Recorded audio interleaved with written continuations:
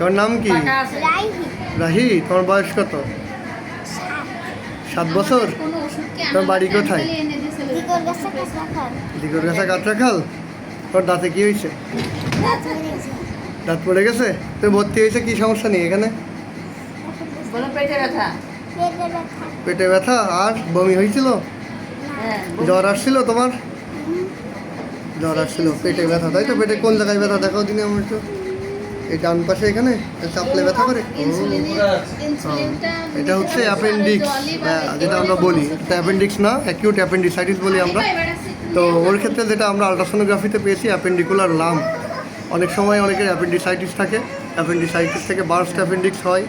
এই জন্য যাদের এরকম পেটে ব্যথা থাকে, সাথে জ্বর থাকে, অনেক সময় খাওয়ার পরে বমি বা পেট ব্যথাটা খাওয়ার পরে বাড়ে, এই ধরনের কিছু সিমটমস যদি থাকে তাহলে অনেক সময় আমরা অবহেলা করি।